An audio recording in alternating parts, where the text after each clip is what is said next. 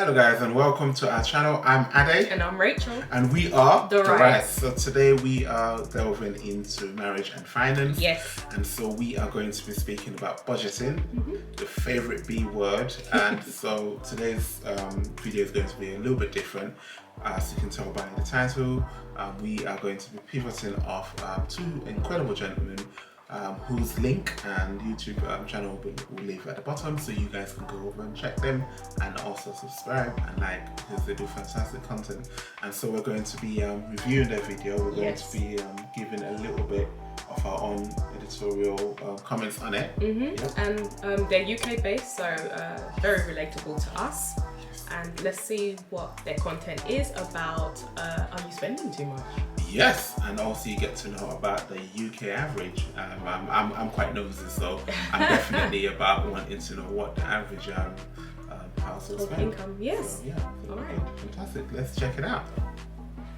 Do you ever think you might be spending too much? We usually cover ways to boost your income and make money on this channel, but today we're focusing on spending and how your spending habits compare to the rest of the UK. I've been thinking a lot about spending goals recently. Depending on your life goals, making sensible cuts can drastically change your quality of life for the better. Saving an extra £500 a month might knock 15 years of an average person's working life, according to the retirement calculator at MoneyUnshackled.com. If you're keen on clawing back some years of life, then it helps to compare your spending level to others. But maybe you're happy with your level of spending and just want a nosy into your fellow countrymen's finances. We've got you covered for that too. Let's check it out.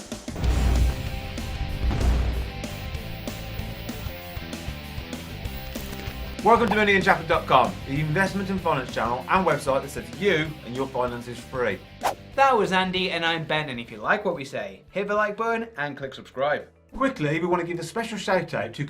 Yeah, that's just interesting. They're Andy and Ben. Yes. And I love the name of the channel. Of it, Money Unshackled. Yeah, that's fantastic. Yeah. And I think that's definitely we don't want to be bound to Not 9 to 5. I don't think we do we? No. And it's fantastic to know that they're also on the path of financial independence, which we are as well. Yes.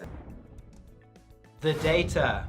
The data in this video comes from the ONS and covers the cost to households over the period April 2019 to March 2020, i.e. the most recent period before the pandemic started messing with people's lives. These figures are therefore a representation of spending during normal times, which hopefully we'll be heading back to soon.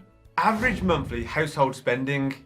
The average UK household spends £2,548 each month from their disposable income, which the ONS considers to be their take-home pay. This is income after payroll taxes, student loan and pension contributions have been deducted. Spending does not include amounts saved or invested. Here's the breakdown by headline category. By far the biggest expense at £849 a month is housing. Yeah, this is interesting. So, I mean, the average UK household is 2,548. Yeah. What do you think about that? That's interesting. I think it's an interesting figure. I want to know what it is dependent on. Is it a two-person household? Yeah. Does it include children or any other dependents within the family? So I think more details on that would have been even better. Okay. Yeah, that would definitely and be useful. Yeah, that would be useful. I think just looking at the pie chart, it's breaking everything down. I noticed that the biggest chunk is housing at 849. What do you think about that? Do you think that's realistic? In this day and age, no. Because of just the increase in the housing market and house prices have increased, and dependent on the area of the house as well, the location has an impact on it. I don't think it is as realistic. How about yourself? What do you think? Yeah, I think that's very low. I mean, the only consolation would be the fact that it's UK. So I think if you was looking at London, then no way. No way. Will you be spending 849? That is Come a on. bargain, and a lot of people be jumping on it. That's true, and I swear people are renting rooms for at least 800 to 1,000. Yeah, exactly. And that's just rent a room with bills Yeah, inclusive. Exactly. So I think that is not something that you find in London, but probably in the up north, possibly. The you know. outskirts, should we say? Even Yeah, maybe. maybe. Maybe Sussex or Kent, Yeah, kind of far out there. Maybe. Yeah, maybe. Yeah. Maybe Essex, maybe. no, I'll say that Essex is still a little bit too close to London. Okay. Yeah, so no, I wouldn't say that. And food and basics at £510. Oh, okay, on a monthly basis. Yeah. I think I can only speak for us. I would, of course, that's more than the amount we spend on a monthly basis Oh, yeah. for food and Yeah. basics. Yeah, so if it works for someone else who's got kids as well, then hey, it's a reasonable amount. But Yeah. no, we spend a lot less than that. Yeah. We do. Bear in mind that average house might have children. That's true. So that may be a reason why it's that much, and they could also have pets as well. Okay. Yeah, Yes. so but it's 510 is quite a big chunk Yeah. out of 2,500 or whatever your income is. I think the average income would be about. I'm not too sure. I think they're gonna reveal. Yeah, they are. Reveal, but you said 20%, so that's a big chunk. And then I think the next biggest part of that pie would be car and transportation. And transportation, yes. Okay. Once again, I can only speak for ourselves. Yeah. We of course don't spend as much as that Yeah. on that, especially now that we have one car that we both share. Yeah. And in terms of public transport, I think our location is pretty ideal. Yeah. So we're not forking out a lot of money on public transport as well. Yeah, 100%. And I think just to add to what you mentioned, part of why it's a lot cheaper is that we've already taken steps. Yes. Getting rid of the second car. Yeah. And if anything, using public transport. Yeah. Sometimes maybe it might take longer, but the bus might be cheaper. That's true. So it depends what one's goals are. But yeah, I think that's good. And I think the next biggest chunk would be gadget subscription, sports and recreation. See, I feel like it depends what you like. There's some people that are tech people like yourselves I love tech. and gadgets and stuff, and sometimes I'm thinking like, why are you spending so much money on something that's a gadget? But I still feel like if you go on the Wright website, you search for discounts, and there's apps nowadays that you can probably download onto your Google Chrome where it can automatically search for a discount for whatever you're looking to purchase. Then there's ways you can minimize cost in that sense. Oh yeah. Yeah. 100%. And I think just final part, the holiday. Do you think that's realistic? See, that's on a monthly basis. No one that I know goes on holiday on a monthly basis. Do you know what I mean? I get what you're saying. So, but I think it's a reasonable amount.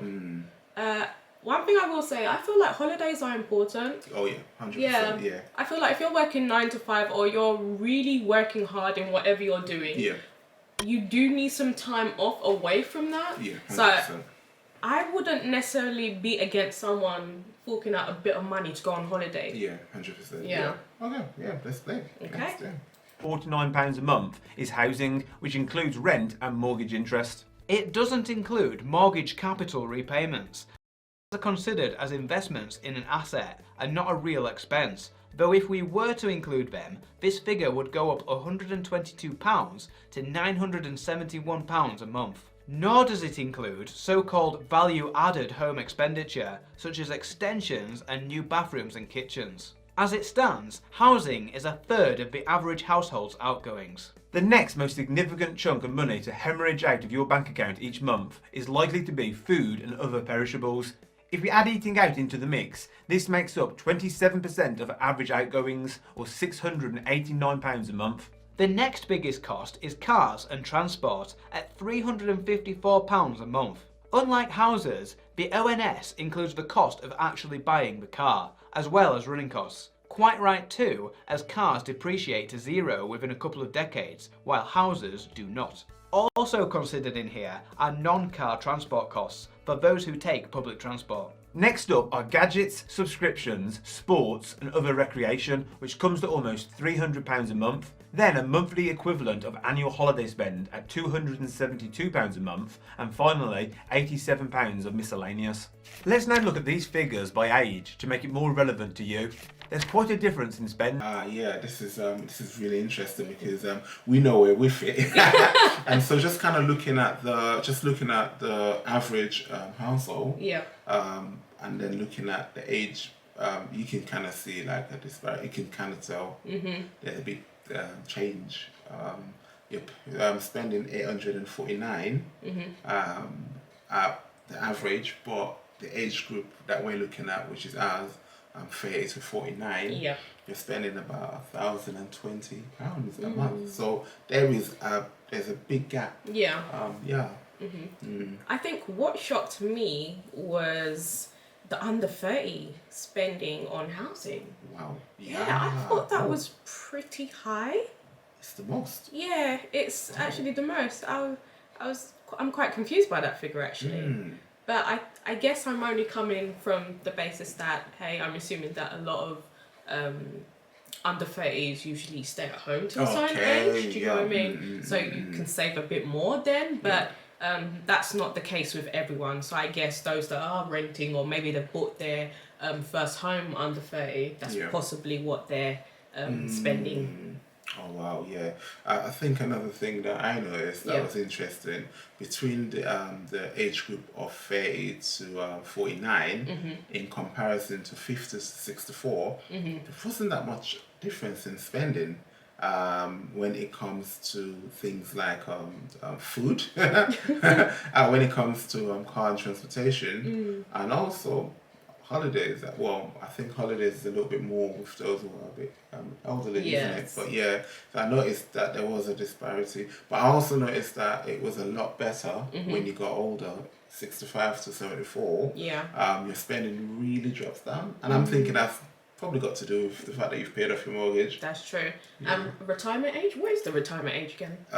65 to 67. Okay, so that's possibly another reason why. Yeah, exactly. So that is definitely interesting. I think we've got, and it's interesting because from the age of 30 all the way to the age of 60, your biggest expenditure usually is going to be mortgage, isn't it? Yeah. So when after that period, 30 years, it does drop down by almost £180. So that is interesting. Yeah. Okay. With costs falling across the board the older you are. Older people are more likely to have paid off the mortgage, become a one-car household, and tend to have less cash to fritter on gadgets, restaurants and holidays. If we look at the same data in a table instead, we can easily see that a 30 to 49-year-old is at the most expensive stage of their lives according to the stats, with spending on everything except housing up massively from their under 30s counterpart. Lifestyle inflation in action. As they earn more, people tend to spend more too. Annual household spending. Let's now look at the same numbers but annualised. This allows us to demonstrate a psychological blind spot that we've long suspected was at play in reported savings figures but can now confirm. In our previous video, what percent of your income should you invest for financial freedom, we talked about how much the average person reports that they save, and the average for someone aged 30 to 49 was just under £3,000 a year. Looking at the same data as before but annualised, this age group is spending about £34,700 a year. In the middle of this age range, the average household disposable income for 35 to 45-year-olds is just shy of 38 grand. Okay. Wow. Ooh, that's very telling. That is very telling because I think everyone is probably guilty of reporting that, I saved this much, but the data is saying that it's not that.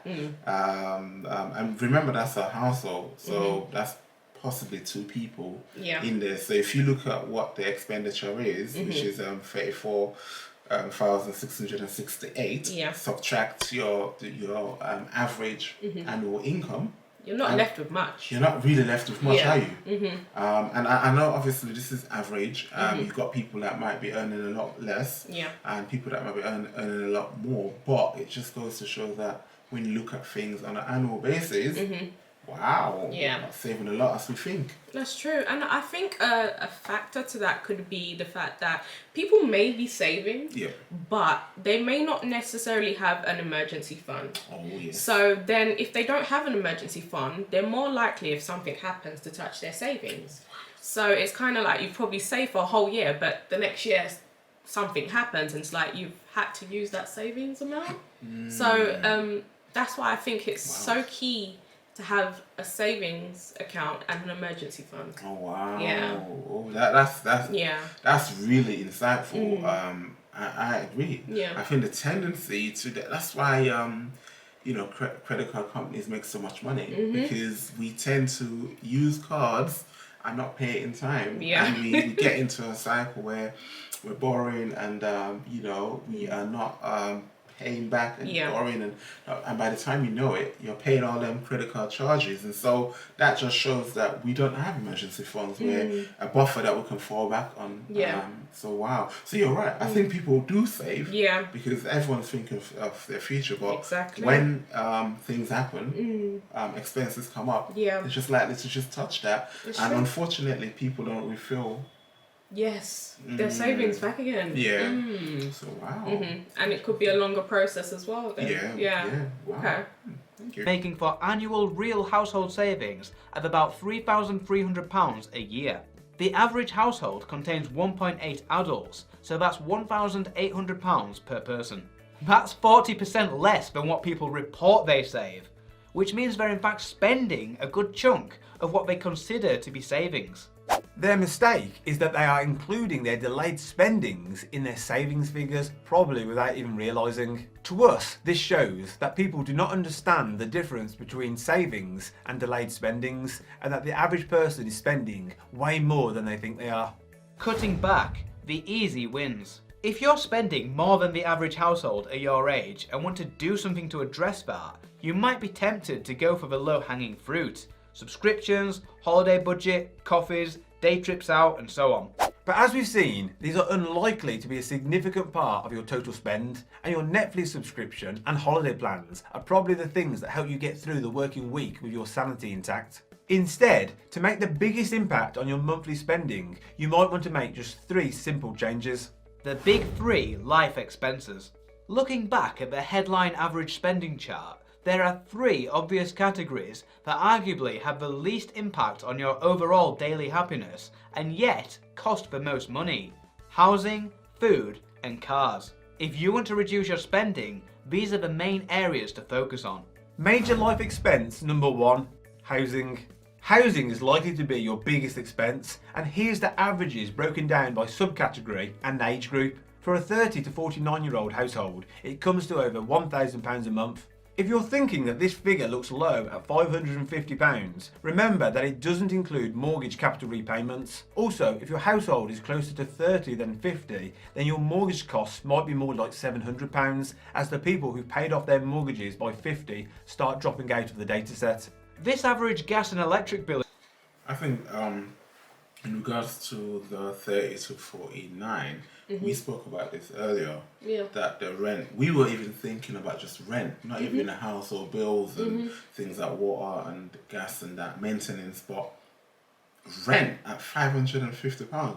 That's not realistic. That's just not in London, it's not. Not in London. I could imagine somewhere else it's cheaper, but in London, no way. No way. No way, Jose. So I think that's something that Londoners might not be able to relate to. However, Londoners might be able to make a bit more money on average. So I suppose maybe that could offset it a bit. Gas and electric bill is interesting. It shoots up for the over 30s, suggesting the presence of kids. My gas bill certainly took a beating once I had to run a full bath every night to clean spaghetti sauce out of my little girl's hair. And then when the kids leave home and people get older and retire, and so are in the house more often, we guess that they run the heating more. The cost of housing is not uniform though across the UK, as you may expect, and there are savings to be found by upping sticks and moving somewhere less expensive. While the UK average is £849 a month, the cost of housing is massively higher in London, the South East and the East of England. Every other region in the UK is below the national average, but if you're looking for a saving of at least £100 above the average, you can look to relocate to Yorkshire, Scotland, the North East or Northern Ireland. You might also choose to downsize to spend less. This image from Netflix documentary The Minimalists shows a heat map of typical home use. If you find yourself in a 4 or 5 bed house, ask yourself how much of that space you actually use. The cost savings on your housing spend from downsizing could be hundreds a month. We all take it for granted that we should be able to afford a big 4 bed house in our 30s, but why is that? Is it worth buying a big castle if you find yourself chained to a desk every day trying to pay it off? One way to course correct from having already bought a big house is house hacking, or using your house to make money to offset those large housing costs. This could take the form of renting out 1 or more bedrooms to lodgers, or it could be by extracting some of the equity you've built up in the property to use to invest in other properties or the stock market. I myself have done both, previously renting out a room in my 4 bed house to a lodger for 18 months, and taking tens of thousands of pounds in equity out to buy rental properties with. Major life expense number 2, food. The next biggest cost area is food and other basics, which include all food and drink, clothing, footwear, hygiene products like toothpaste and shampoo, and tobacco. It's the food and drinks part of this segment that should get your attention. The average 30 to 49-year-old household spends £509 a month on food and non-alcoholic drinks, with 40% of this cost being from eating out. How does your monthly restaurant and cafe bill compare with the average household? Is it an area you can cut back on without sacrificing happiness? Would swapping a Five Guys takeaway for a McDonald's make you significantly less happy? If your goal is financial freedom like ours is, it's worth noting that saving even an extra £100 a month could shave years off your working life. So it might not even be right to think of it as a sacrifice. Maybe you could think of it as trading a night out now for a few extra weeks of financial freedom in the future. Major life expense number 3, cars and transport. This one really is an easy win if you're used to buying new cars or taking out lease cars on a monthly payment, which is essentially the same thing in terms of money wasted. According to the AA, the average new car will have lost 60% of its value after the first 3 years, and 8% being lost in the first mile, according to Edmunds.com. Is a 3-year-old second-hand car materially worse than a new car? Not really, especially when it's been cleaned, valeted and serviced prior to purchase. A good car that's well maintained can last 15 or 20 years, so why would you buy a new one every couple of years? Let some other sucker take the hit from depreciation and buy second-hand. You might also consider the quantity of vehicles that you own. As I now work from home churning out blog posts and videos, my household no longer needs 2 cars. Moving to a 1-car household would save us £200 to £300 a month, as we wouldn't need to maintain, tax, insure, or replace a second vehicle. Thousands of households, possibly including your own. Okay. Yeah, I think that was really telling. The car. I think it's a no-brainer. Sometimes I do think are we unfortunately slaves to our culture. What do you mean? The music videos that we watch and what is flaunted as wealth and living a great life, having a new car and this and that. For me, I'm very pragmatic. I'm a very practical kind of guy. Yeah. If he can get me to A to B, that's all right.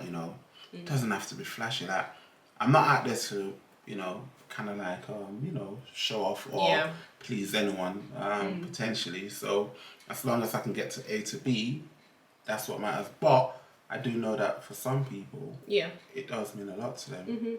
Yeah, and there's nothing wrong with them having a nice car if they can afford it, if it works for their budget. Yeah. But for us, it's a thing where it's more so getting us from point A to B, and that's it. And it makes sense for us. I think just a final note on that. I think that's why the power of budgeting is so important. Very. If you know where every pound that you're earning is going, you potentially can track it, monitor it, and gather it. Yeah. So what we tend to do on a month-to-month basis is know what the income is. Yeah. Work out what our expenses are. Yeah. Our miscellaneous is what our fund money, as Yes. some people might call it. We pay ourselves first in that regard. We know exactly what we're going to be. And I mean, how do you feel that works with us? I think as we have been doing it for a while now, I think it works really well. Because prior to meeting you, I wasn't much of a big spender, but I did spend. But I never used to write down a budget. So, or I did, and then I was just like, oh yeah, I forgot about it. So I've tried the electronic budgets where I just do it on my computer. I use an Excel spreadsheet.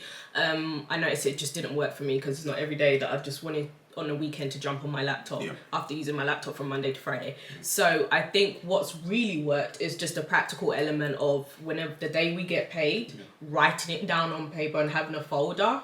So that really helps as well. So at least we can go back to previous months and see how things have changed or what we spent more money on as well. And one thing I have understood and identified is that budgeting does take a lot of mental focus. Like what I mean by that is like you really have to be consciously aware of your money. So because you know how sometimes you can just go out and be like, oh, I'm going to the shop, and then you just see something like, oh yeah, I need that, or I need that, and then you're just going away using your contactless, just tapping away. So it really does need you. It really is important to be conscious about your money and even just wherever you are, just making sure like you're not just really impulse buying. Or just buying for the sake of, hey, I just want to buy it. Yeah, 100%. I think a great practice that's really helped me, especially when it comes to budgeting, is putting everything into a different pot. Because I despise direct debits. And the reason why is because I get paid different times throughout the month and the years. And so I'm always frustrated that, you know, being younger, you would have spent everything, and when it comes to direct debit, you haven't really got a lot. But what I do now is with the Sterling banking app, you can create different pots where you can put money. So for car payments, I've got a pot for it, for rent and this and that, and I feel like that really helps because I know what it's a type of budgeting really. I know what I've already budgeted, what we need to go out and in regards to on the paper, but in terms of digitally, I've got wallets that I can just put things in, and it just helps. And so when I get a little notification that there's a direct debit pending, I'll just go into the pot and that's broadband. Okay. Let me just wire the money into my main account. And then it's easier than what I used to do before, which was just set up a standing order. And not a lot of companies allow you to do standing orders. So, I think that's a good tip that could help those who are budgeting or thinking about budgeting. So, and I think, is there anything else you want to add? I think that's it. How about yourself? Yeah, I think that's it. So it's been fantastic having you guys here, watching with us, and also hearing our thoughts on different topics that were mentioned. We have, I think, now we're going to be doing a giveaway type of things that we found quite helpful in our life. We're just going to suggest it to you guys out there so you can try them out. And I think what we're going to be suggesting is something called, an app called Money Dashboard. And it's a fantastic app. Probably will put the link at the bottom. You can get the app on your phone. I believe Android and Apple as well. And all it says is you link up your accounts. So all your accounts, you've got your credit cards, your saving accounts, all of these are linked, and it is safe, but you can always do your research. You link up your accounts with the app, and it shows all your expenditures, it shows all your direct debits that are coming out, and you can actually create a budget under your spending budget, your shopping budget, your holiday budget, and you can just view every account in one page. It's fantastic, and it tells you your entire savings you've got in all your different accounts. It just totals it up. It shows you your monthly expenditure. So I think it's a fantastic app to get. Okay, yeah. Definitely. So that's it from the Wrights. Thank you very much. Please subscribe, like, comment, share. There are probably other people that will find this very useful. Yes, exactly. And peace.